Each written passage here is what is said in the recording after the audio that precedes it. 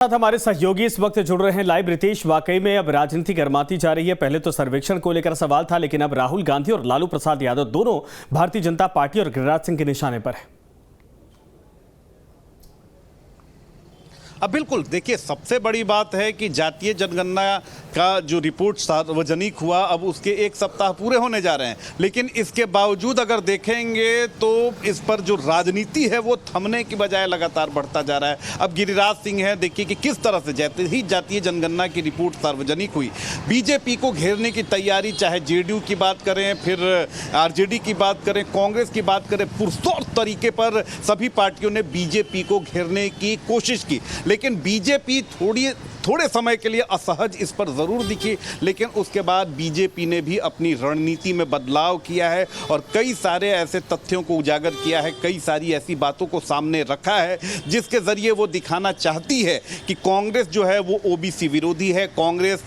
पिछड़ा विरोधी रही है और इसमें उसने पूर्व कई प्रधानमंत्रियों के नाम को भी लपेट दिया है। तो जातीय जनगणना का जो मसला है बिहार में, इस पर जो राजनीतिक विवाद बढ़ता जा रहा है, वो संजय अगर देखेंगे तो लगातार बढ़ता ही जा रहा है, लगातार बढ़ता ही जा रहा है। देखिए, सबसे बड़ी बात है कि रिपोर्ट सार्वजनिक हो गई, लेकिन रिपोर्ट सार्वजनिक होने के बाद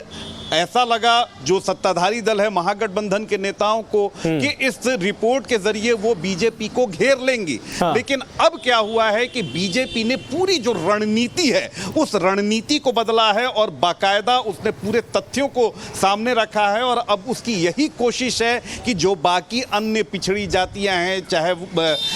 बनिया समाज की बात कर लें, कुर्मी समाज की, कुशवाहा की बात कर लें, यानी जो जातियां दावा कर रही हैं कि उनका दबदबा पहले कुछ और था और जातीय जनगणना के बाद उन्हें हाशिए पर लाने की कोशिश की जा रही है, उनकी संख्या को कम कर कर गिनने की कोशिश की जा रही है, तो उन जातियों को कहीं ना कहीं बीजेपी अब अपने साथ समेटने की कोशिश में है और उसको बल भी मिल रहा है। देखिए कि तमाम जो नेता हैं जिन्होंने जातीय राजनीति से शुरुआत की और सत्ता के शीर्ष पर बैठे, अब उनके लिए काफी मुश्किल हो रही है। जेडीयू के सांसद है सुनील कुमार पिंटू, देखिए कि अपनी ही सरकार पर बरस रहे हैं, अपनी ही सरकार पर आरोप लगा रहे हैं, क्योंकि देखिए जाति की संख्या, अगर आपके जाति की संख्या होगी और उसका दबदबा होगा, तो जब चुनाव की बारी आती है तो कोई भी पार्टी हो, कोई भी विधायक हो, कोई भी सांसद हो, वो अपनी पार्टी से, अपने नेताओं से निगोशिएट बड़े ही दबंगता के साथ करता है। लेकिन अगर आपकी जाति की संख्या कम रहेगी तो फिर आप वोट के फैक्टर होते नहीं है और यही कारण है कि सभी जातियां जिनकी संख्या कम करके बताई गई है, चाहे वो कायस्थ जाति हो, वो मल्लाह जाति हो, अब उनमें सुगबुगाहट होने लगी है कि हमारी संख्या को कम करके दिखाया गया है। और देखिए कि जैसे यादव जाति का सबसे ज़्यादा अगर हिंदुओं में देखें तो बिहार में दबदबा है, अब उस पर भी सवाल ये उठ रहा है कि यादवों में भी अलग अलग कैटेगरीज हैं, उन कैटेगरी को अलग अलग क्यों नहीं दिखाया गया, एक यादव के ही छाती के तले सभी लोगों को क्यों लाया गया। तो इस तरह की बातें जो हैं वो बिहार में अब बढ़ती जा रही हैं और ये ना सिर्फ बीजेपी के लिए मुश्किल भरा दौर है, बल्कि अब जेडीयू, आरजेडी और कांग्रेस के लिए भी काफ़ी मुश्किल का